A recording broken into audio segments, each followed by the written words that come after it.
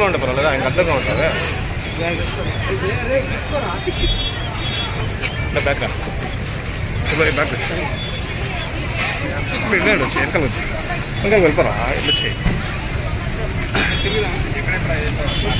ఈరోజు మనము కుప్పం టౌన్లో తిరుపతి గంగమ్మ జాతరకు సంబంధించి పోలీసుల తరపు నుంచి మనము తీసుకోవాల్సిన జాగ్రత్తలు ఇవన్నీ పర్యవేక్షించడానికి చిత్తూరు సూపరింటెండెంట్ ఆఫ్ పోలీసుగా నేను ఈరోజు రావడం జరిగింది. 19, 20, 21 ఈ రోజుల్లో 22వ తారీఖు మనకి కుప్పంలో జరిగే గంగమ్మ జాతరలో ఏమేమి జరుగుతాయి, ఎక్కడెక్కడ మనకి ఏర్పాట్లు ఏమేమి చేసుకోవాలి, అలానే ఎవరైతే దీనికి సంబంధించి జాతర నిర్వాహకులు ఉంటారో వాళ్ళతో కూడా మనం మాట్లాడేసి తీసుకోవాల్సిన ఏర్పాట్ల గురించి సమీక్షించడం జరిగింది. దీనికి తగినట్లుగానే మనము సీసీటీవీ కెమెరాస్ పెట్టిస్తున్నాము.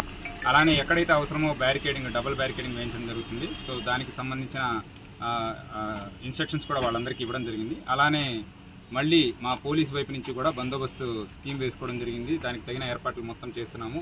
బయట నుంచి కూడా తగినంత ఫోర్స్ ఇవ్వడం జరుగుతుంది. సో ఎటువంటి ప్రాబ్లం రాకుండా, ఎటువంటి ఇష్యూస్ లేకుండా పూర్తిగా జాతర నిర్వహించాలనుకుంటున్నాము. దయచేసి ప్రజలను కోరుకునేది ఒకటే, సో ఎటువంటి ప్రాబ్లమ్స్ ఉన్నా సరే ఇమీడియట్గా పోలీసులకు తెలియజేయండి. అంతేగాని ఏది లా అండ్ ఆర్డర్ ఇష్యూస్ వచ్చేలా చేసుకోవద్దు.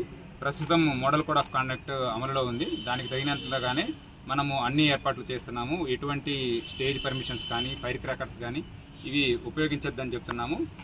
ఏదైతే సరే మనం ట్రెడిషనల్గా చేసుకుంటామో ఆ రకంగా మీరు చేసుకోవడానికి పోలీస్ వైపు నుంచి పూర్తి కోఆపరేషన్ ఉంటుందని తెలియజేస్తున్నాను.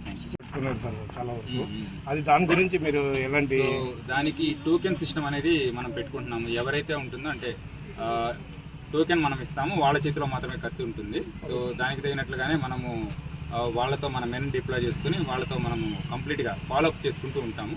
సిమిలర్గా మనము కెమెరాస్ కూడా హై క్వాలిటీ కెమెరాస్ కూడా మనం పెట్టుకొని ఒక కంట్రోల్ రూమ్ని ఎస్టాబ్లిష్ చేసి దాని నుంచి కూడా మనం మానిటర్ చేసుకుంటుంటాము.